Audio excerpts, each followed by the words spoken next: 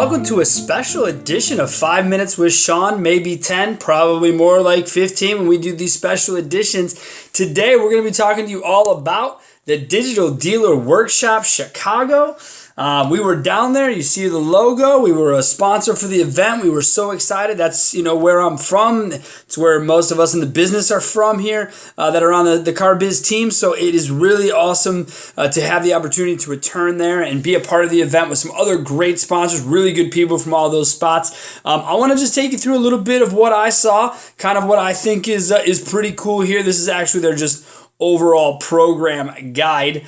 And so I'll have a little bit of slower load here as we get through some of it. We were in conjunction with the Chicago Automobile Show, which was really cool to get back to. It's been a long time since I have been there. So a couple of things that I would say to you. Artificial intelligence with Gary Galloway. Very cool. Very, very cool, honest presentation. Guy really knows his stuff. Steve with Drive Centric. Again, direct, talking about texting, talking about utilizing everything that you already have at your disposal. Really direct. Drive Centric, someone you should certainly check out. Emails are there. I'm also going to kind of pop in here at the end and show you where you can pick up all of the decks for these folks now that the presentations are all over. Over here, I wasn't able to see Ben from Clairvoy, but I was able to meet him. Seems like a really good guy. Clairvoy, obviously, on the front and cutting edge of what's going on with conversion and traffic and data attribution. So check them out. Joni Stuker Brown, she's just a legend. She is who she is. She does a great job. She was honest with everyone. You don't need more tech. You just need to do your job and then worry about what technology to add. So that was cool to have because we'd all been talking about something similar. So from there, we'll try to hop in as many as we can. As a matter of fact, at the end of night one, I was stopped at the bar there in the facility, and the guy walked up to me and said, "Man, who are you and why did I see you in 3 or 4 sessions within, a 2-hour time frame?" He said, between me and my business partner, the dealer tells me that he says, "Hey, I just told my buddy, hey, who's the guy in the red shoes," right? So I got nicknamed the Red Shoe Guy, which is cool because I wear them at every show. It goes with the brand, so check that out for sure. If you see me and my logo, stop me. I'd be happy to answer any questions. Gino Cipriani, really cool guy, direct, awesome, great answers. Frank's session got changed. I wasn't able to see his. I did check into Matt's.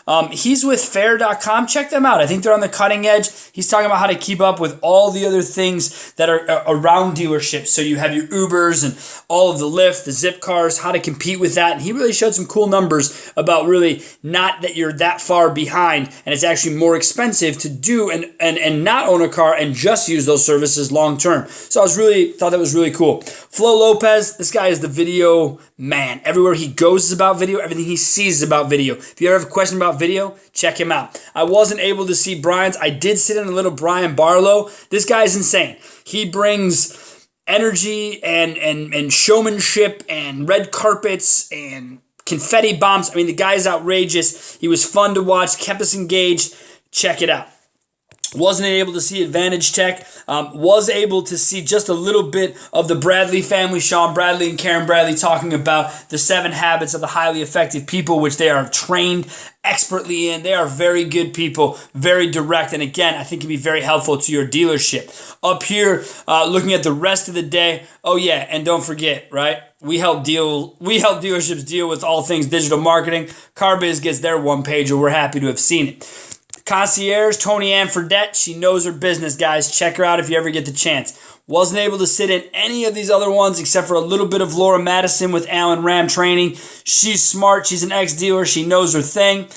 I wasn't able to sit in the Facebook ones, but I'm going to assume they were important because there is a lot to be offered there. Co-video, if you need a video app and a video program to utilize your dealership, check out Co-Video. These people pay me nothing to tell you this. I'm telling you this because it's my job to know what works and what does not. There were so many sessions to get to. Like I said, I couldn't get to them all. These days were kind of bad for us. Couldn't get to that. Sitting a little bit of Ileana. Very good people at Auto Lead Star. They're all about A/B testing from a product standpoint. So when they're talking about A/B testing, you should be checking it out. Wasn't able to get to any of these here, which was unfortunate. Or Pete's. Did get to sit in Joshua Mitchell. This kid is honest, smart, funny. engaging, and as a current dealer, again, if you get the opportunity, check him out. It was really cool. I walked up to him afterwards and said I was really impressed with where he took things. So they closed the day on probably one of the coolest sessions I've ever seen. It was run by Mr. Sean Bradley, Tony Ann Fardette, Joseph Shaker, and Brian Chapman. These guys are progressive. I am dead serious. I wish there was a recording of this somewhere because you guys need to find it. You need to check it out. It was that freaking cool. Then we opened up Wednesday with Mr. Mark Scarpelli. He's a dealer in the local area. He's really awesome. He's really smart. He really knows his deal. But what was really cool was after this, he did a Q&A, and he was so honest with people. He was so upfront. He was basically, his last kind of comments were, hey, technology's nice, but this is still a people business, which for us couldn't have parlayed any better into our opportunity there on Wednesday. Early morning, right? Bright and early. Here we are, right? Frank, he's up there. More engaging customers. Owen Moon's there. Tony French was there, but there we are. The role of people in technology. Sean Kelly spoke as well. We weren't able to get to any of these other ones because we were up on stage. But overall, guys, I will tell you, the feedback I received from dealers was this. These local events are great. They're different than the big-time digital dealer events because these workshops are more intimate, gives you more opportunity to identify real issues and talk about real fixes with people who might be able to help in the vendor space. So if you get the chance, go and check this thing out. It was awesome. As an added bonus to this whole thing, I'm going to run you through my presentation in a very, very quick format, but I am going to take you through it and show you what we presented to the group. So tell me what you think. Hopefully you enjoy. All right, welcome back. So I was given the opportunity to speak at the workshop about digital retail, people, and process in a world of emerging technology.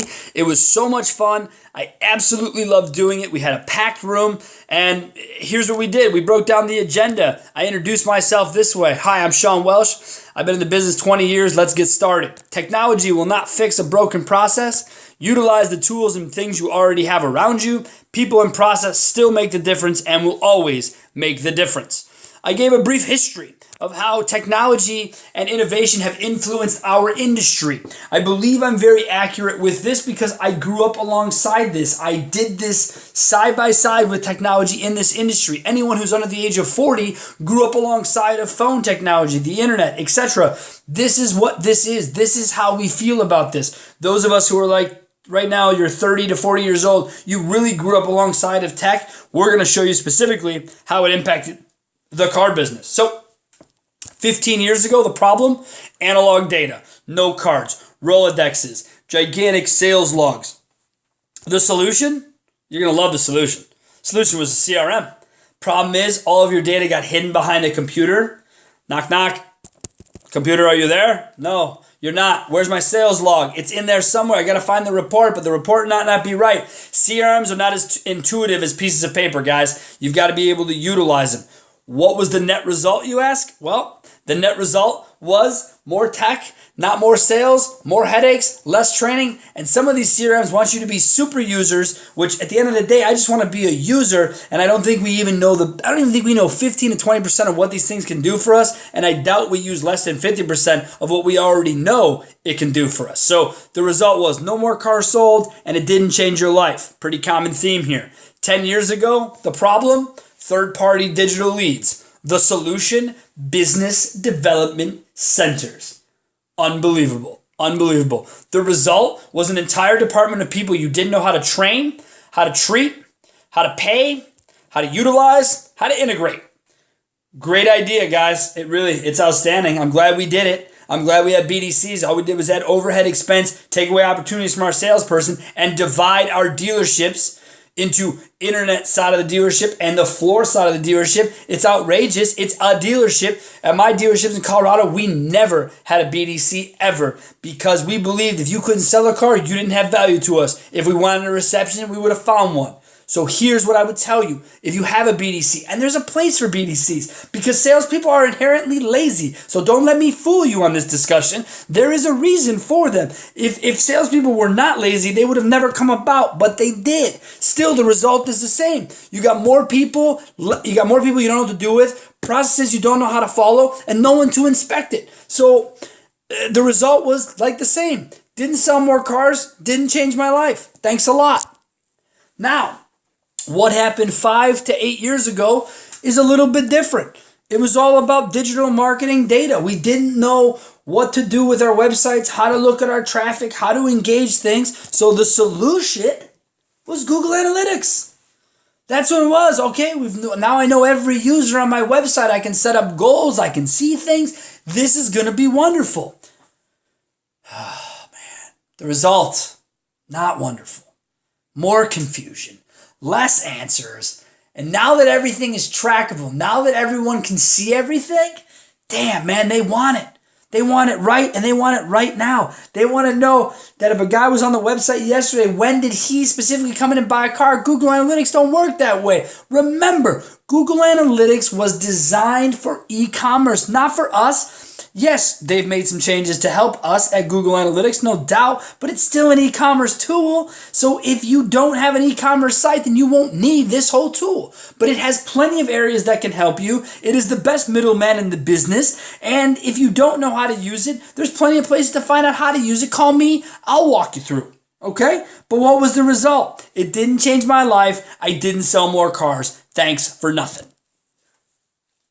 The reason you didn't sell more cars, I'm going to get into that. 2 years ago, digital marketing overload. Okay?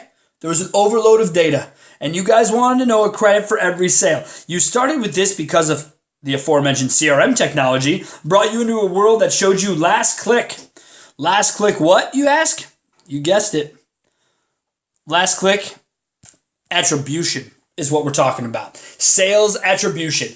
The stupidest term running right now in our industry is sales attribution. If you're in the business of 1/19th car deals, because 19 touch points along the way from research to buying and driving off the lot, there are 19 digital touch points. If you want to break this up and start giving out 1/19th deals to all of these vendors along the way, have at it. If you have that much time, you probably aren't selling enough cars. I got news for you. Attribution is something people want to sell you when it fits their narrative.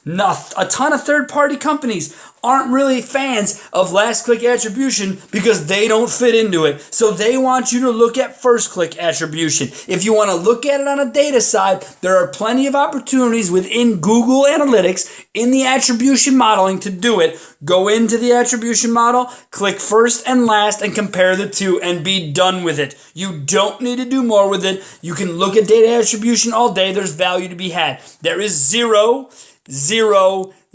value in sales attribution. It is a hunt for unicorns. If you're in unicorn hunting, have fun. Let me know how many you find. I have zero interest in continuing the conversation around sales attribution. But I will leave you with this. If there are truly 19 digital touch points along the way, why is it that last click attribution isn't the most important? All this nonsense, all this dealing in here, yet the last click, whoever they are, got you the lead and personal information of a customer who'd already been through 19 other points. I think last click deserves more credit than people give it credit for. But again, this is all about a narrative, which I don't have a narrative. My narrative is watching out for dealers trying to save you time, money, and hassle. Everyone else trying to sell you something.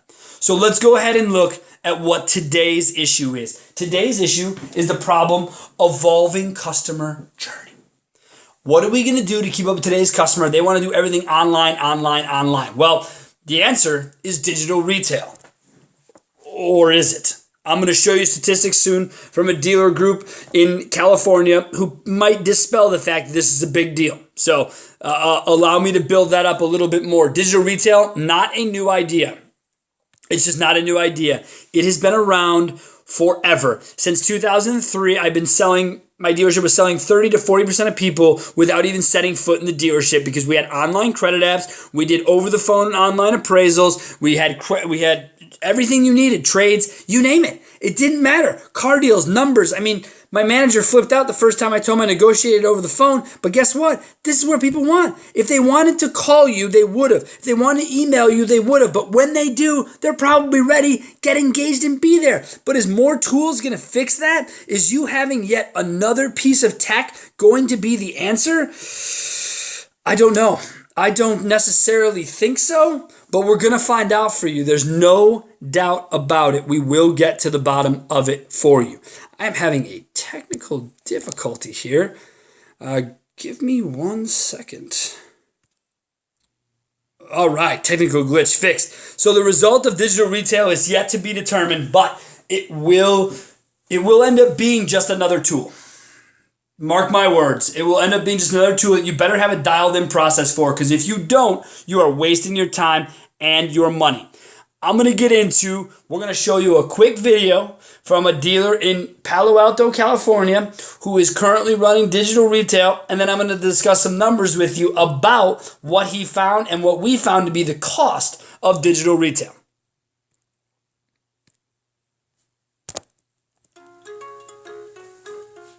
Shopping for a new car? Welcome to Express Car Buying. With our Express store, you can search all cars in our inventory, or configure your dream car and we'll find it for you. Get our best pricing up front without the hassle. Select payment options for cash, finance, or lease transactions.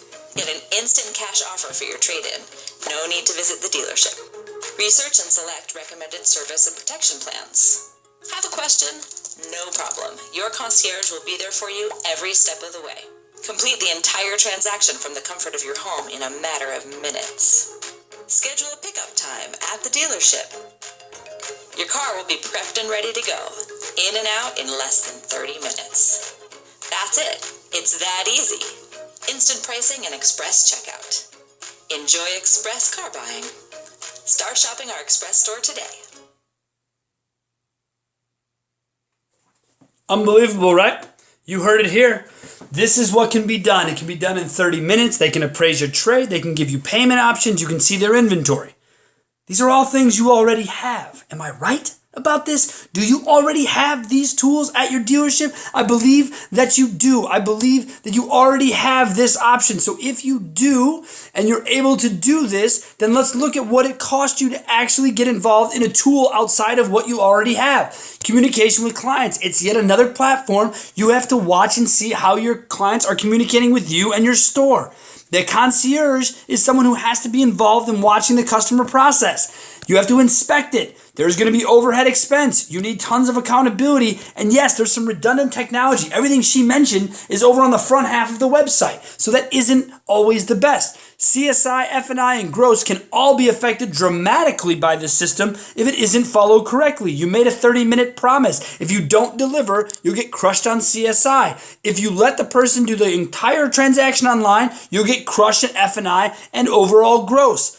This takes time, effort, training, and buy-in at a level you have yet to see, because you cannot afford to make mistakes with customers you don't meet in person. You can afford at the dealership, when you hold their trade keys, you have all these other things. When you hold the keys to the castle, you can do what you want. Now the consumer does. So wrap that around your brain and start thinking about how to make it easier for them. They don't want to buy things online. It's not going to be solely online. 90% of retail transactions still take place in a store. Stop with the nonsense. Get back to the basics. I'm telling you, it ain't that hard. Let's talk about what a dealer actually saw.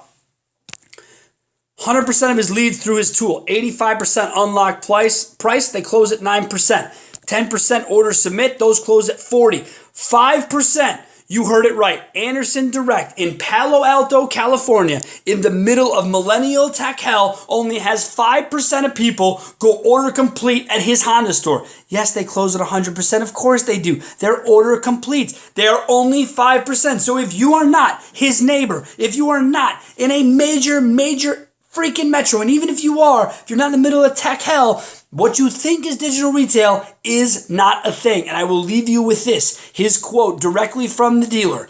It's a tool. Dealers have to make it work for them. Thank you very much. Let's talk about the tools you already have. Credit applications, inventory, the ability to email and text, your website, your trade appraisals. Need I say more? No, I don't. You have what you need. The biggest tool you have that you don't use well enough is your people. From sales managers to salespeople, from how they deal with the phones to what they look at online. They need to get more involved. They already have enough leads and opportunities in your dealership, period. If you look at all the sources of leads, they've already got them. Get these people engaged. period. They will make the difference, no one else. The only way to make sure they do their job is to have a process. Document it if you'd like. Otherwise, just embed it in people's minds, follow up on it, and be freaking consistent. And don't let any reason sway you from being consistent. For floor traffic management, lead management, phone skills, when it's time to get buy-in, when do we email, when do we text, what is the process, how transparent are we on pricing?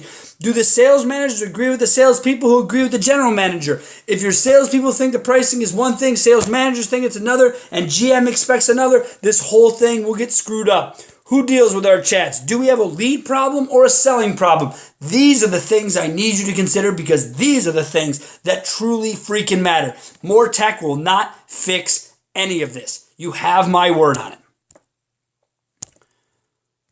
So, how do I sum it up? People, check. Process, check. Technology, check. What does it equal? Success.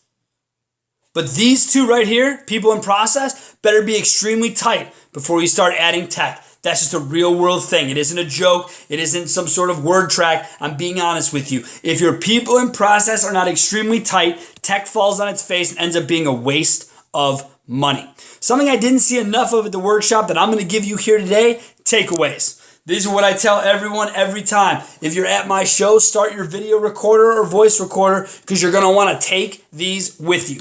Learn from your own history and experience with technology. That's all I did to create this presentation was look back at my life and history in this great business and talk to myself about how all of the things I showed you affected my life as a dealer. And if you do the same, I'm betting you'll find similar results. Your own people are your greatest asset. That's never going to change.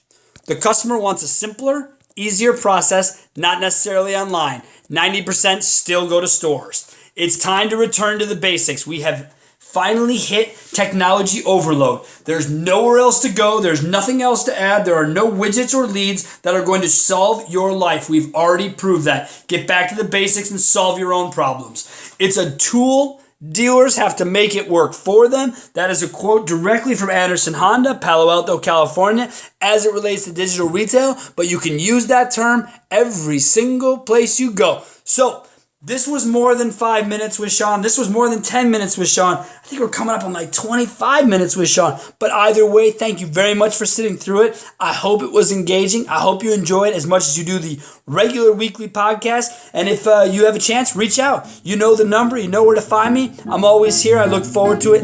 Thanks a lot for participating.